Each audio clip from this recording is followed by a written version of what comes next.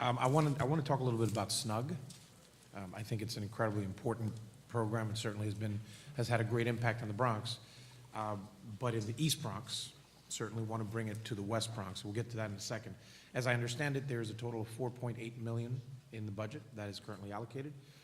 There is, could you tell me how this is because I believe it is not currently in the proposal line itemed, right? So there's no specific amounts attached to a particular program in a particular part of the state. Could you tell me how how the determination is made internally in DCJS about where that money is going to go? And again, we look at the crime data, and specifically with regard to SNUG, we look at the shooting data. So that would be number of shooting incidents, number of shooting victims, and number of shooting homicides.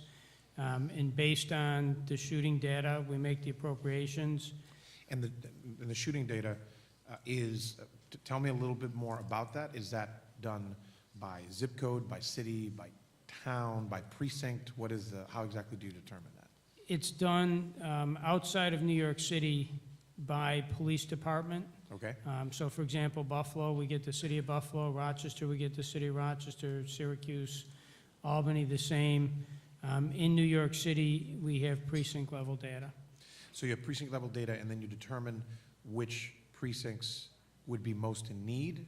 Now, New York City is different. New York City has a street outreach program of their own, and we don't believe that we should have competing street outreach programs in any area. I think, frankly, one, it's not a good use of our resources, but two, I think it's dangerous for the street outreach workers themselves if they're out there competing to serve the same people or to respond to the same shooting. So, and I would certainly agree. And I'm only interrupting you because my time is short. Oh, I'm sorry. So I would agree with that. But how about the enhancement of certain programs that have already been successful and have, because as you probably know, there's many of these programs that obviously are limited geographically, right? So they have a catchment area. And certainly the ones that are in the Bronx that are just outside of my district, like literally just outside of my district, have had an incredibly positive outcome in that days of non-shootings, like days and days and days, like 2.5 years, I think, on one of them, before there was one shooting, and then there hasn't been one for, I don't want to say the exact date because I don't remember, but the point is they have been very successful. But right outside the catchment area, and as a matter of fact, the shooting that happened after the 2 years or what have you, when there was not a shooting, was as a result of a clash with a gang or a group of folks that are outside the catchment area.